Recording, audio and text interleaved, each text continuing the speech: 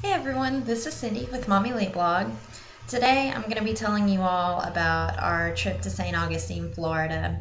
We actually made 3 trips up to St. Augustine, Florida because we loved it so much. This town is just filled with so much history and life. We had to keep going back. St. Augustine is getting ready to celebrate its 450th anniversary. And the downtown is just absolutely vibrant and has so much to do, from museums, places to shop, restaurants, and bars, and then they have a beautiful waterfront. The first place that we visited while we were in St. Augustine was the Ponce de Leon Fountain of Youth Archaeological Park. This park is located in an area that was first explored by Ponce de Leon. And one of the first things that you can do when you visit the park is you can visit the spring house and you can actually drink from the Fountain of Youth. The spring house is located right next to the entrance of the park. And the spring that you drink from, it is one of the first recorded springs, and it's recorded as early as the 17th century in a Spanish land grant. And the spring actually comes from a Floridian aquifer, and it lies underneath most of northern Florida. So if you're a northern Floridian, it's likely that you're getting the water from this spring. And I will tell you, I wasn't very impressed with the water. Not so great, but we did get to drink from the Fountain of Youth. Don't know that I feel any younger, but here I am. And some of the things that you can do while you're at the Fountain of Youth Park, you can go see a show at the planetarium. You can encounter one of the many, many peacocks that are around the park. That's one of the first things that you actually hear when you pull into the park, is you just hear peacocks all over the place. You can also see an original Native American burial ground, and you can walk through a Native American village to see how they lived. You can actually walk through their little huts and see all kinds of different artifacts in the huts. You can also see the 1565 Menendez settlement, which is marked out. There's this big open area in the middle of the park, and they've got all these areas marked off in the park that show where Menendez settled. And you can walk across the river walk. They have this really beautiful river walk that walks through kind of this marshy area, but once you get to the end, you see a beautiful view of Fort Matanzas Bay and the St. Augustine Inlet. It's a really, really beautiful view out there. One of the other things that you can do, which was a favorite of my kids, was you can see a live cannonball firing and a musket firing. And the cannonball firing, it was pretty loud, and they use a smaller cannonball for the firing. So I could only imagine how much louder a real large cannonball could have been back then. There's most of the people who work at the park are very, very, very friendly people, and a lot of them are in costume, and so they walk around in their costumes telling stories about the history of the park, and it's just really, really interesting to meet with them and encounter, hear all of their stories.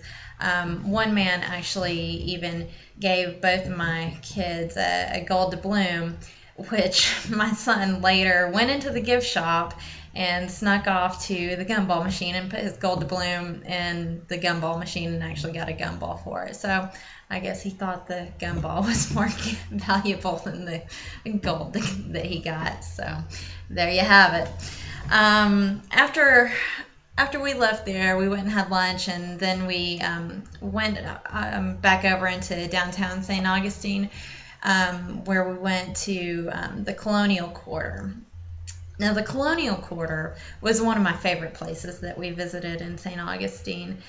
It was just a really neat place to go and visit because you actually get to get a taste of the history of St. Augustine, and you get a very casual tour throughout this little colonial quarter, where you get to see 4 centuries worth of history of St. Augustine.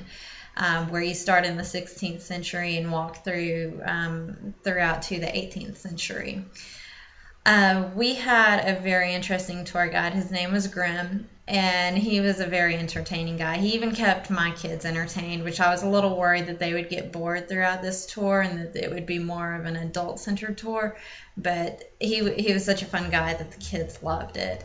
And we got to see all kinds of things from the kids got to play in an archaeological dig, which was pretty much like a big sandbox with, little archaeological finds in them. And we got to see a blacksmithing demonstration, and our tour guide did a musket drill and firing. And this was really funny because it took him probably 4 or 5 times to get the musket to fire because the flint was apparently bad. And so when he finally did get it fired off, he got a big round of applause, and it was really funny. The kids really loved that. And another thing that's really cool about the park is once you're done with the tour, you can walk around on your own and see everything, and they encourage you to be hands-on with everything and to really experience the Colonial Quarter. And there is a watchtower that you can climb up. And once you climb up to the top of the watchtower, there's a beautiful view of the Castillo right across the street and St. Augustine Inlet. And it's just really, really pretty over there. After we left the Colonial Quarter, there's a museum right next door to it called Pirate and Treasure Museum. And this museum was a favorite of my 3-year-old. He loved this place, and we had to drag him out kicking and screaming. He didn't want to leave. This place is a very hands-on and interactive museum. You're basically just walking through this big pirate ship that's been recreated, and you get to see what it's like to live life as a pirate. And there's animatronics all throughout the ship that tell the stories of the pirates. And you can go on the main deck, and the kids get to steer the pirate ship. And my 3-year-old's favorite was the cannonball firing. There's a little digital cannonball firing where they can actually, fire cannonballs or pretend to fire cannonballs. And I swear my 3-year-old could have stayed there all day firing the cannonballs. He loved that, absolutely loved it. So if you have a pirate lover in your family, I know Jake and the Neverland Pirates is really popular with the kids now. This is definitely the museum that you want to take your kids because it's so much fun. So that was our day in St. Augustine, and I want to thank the Fountain of Youth Park and Colonial Quarter and Pirate and Treasure Museum for allowing our family to visit their museums that day. We had so much fun, and it's a day that we definitely won't forget. So if you want more information on any of these places, visit my website that I have listed in the description of this video, and be sure to check out their social media sites, and be sure to follow me on YouTube and my Facebook page, and follow my blog, and I will see you all soon.